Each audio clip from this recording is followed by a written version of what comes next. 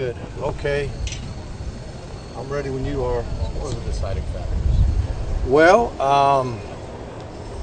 focus, discipline, and accuracy.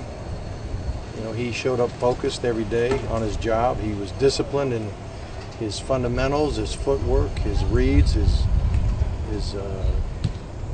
passing fundamentals, and then he was hitting his target, and he did a very good job. You took your time with this decision. Did he make it easy on you to make, or was the competition level just that high? Well, he did, because he did stand out above the rest. It wasn't like unbelievable amount, but it was apparent that he was having the best camp. And Evan did extremely well. Evan did it extremely well. So, but I felt like there was a little bit enough of a difference to feel comfortable that Malik's the guy. And then the other, the young guys, they really are still. They got to know what to do and kind of own it for a while before they can really compete at a high level at that position. How did you share the news with them, Mark? I grabbed everybody individually.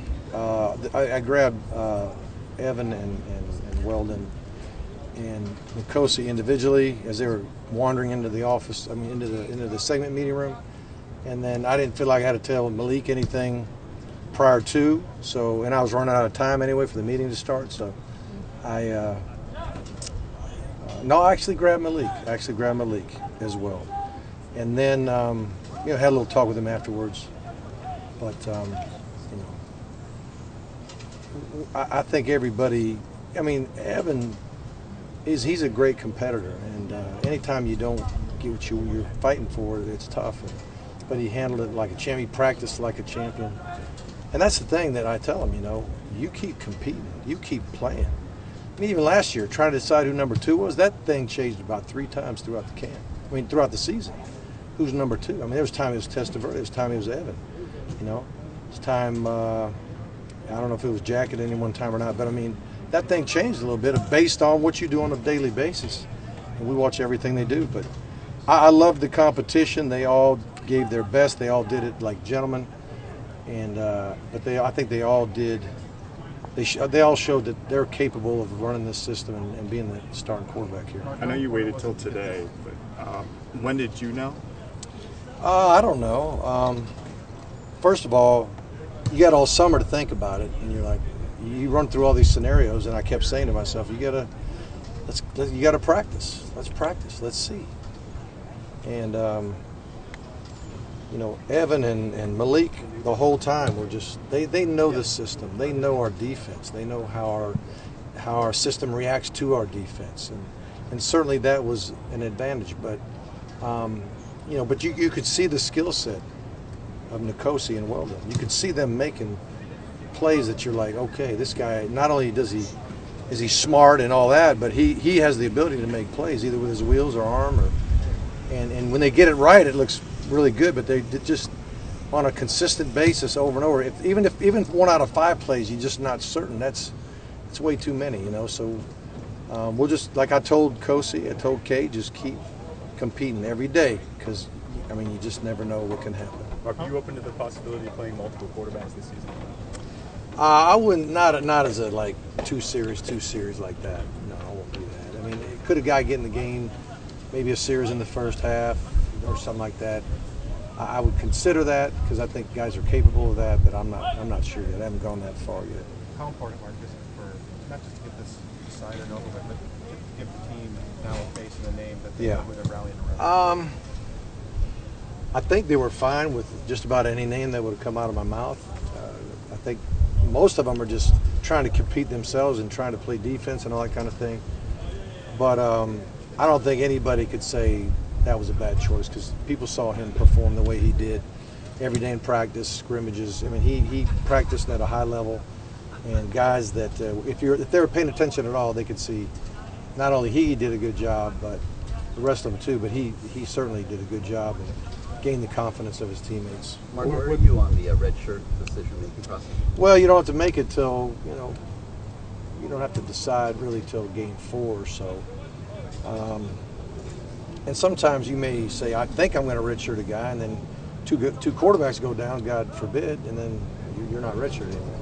So I'll say this: Weldon, Nkosi, Evan, and Malik, they will always be in the QB room. They'll always be in the game planning room. In other words, when the scout team meets to get the look right, they will not be with the scout team. They may do some scout team work here and there, just jump over there and help them out, but they're going to be in our meetings, because I want them to continue to grow and progress as a player.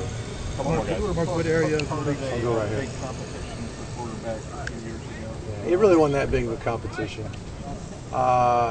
Jim, I always used to call him Lucky Jim because, I mean, the guy was lucky, okay? But I could probably truthfully say he was better than I was.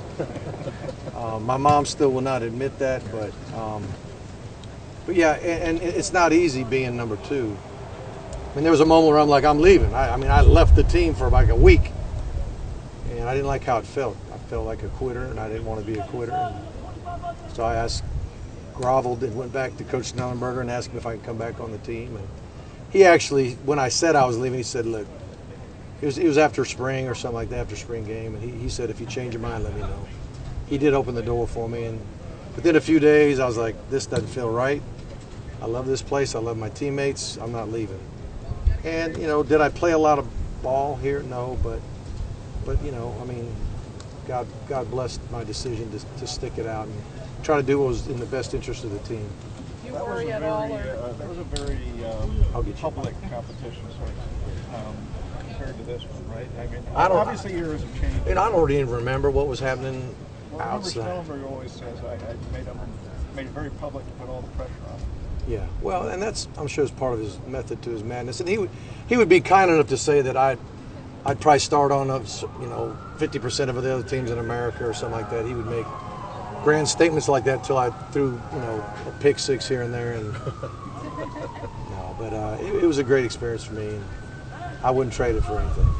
I just want to know if that crosses your mind at all, or you're concerned at all that what happened with you could happen with, let's say, Evan. I don't know. I mean, that's everybody has to make choices in life, but I'd be shocked if Evan did that, or any of them. I'd be shocked. They all know they're learning. They all know they're growing. They all know they're getting better, and they understand there's competition everywhere you go. I mean, you go somewhere for greener grass, well, guess what? They got a bunch of dudes there too. They know the system. I mean, you're gonna be behind the eight ball if you go somewhere else. So I'd be very surprised. Thanks, everybody. All right. Thanks, Mark. Thank you, Mark.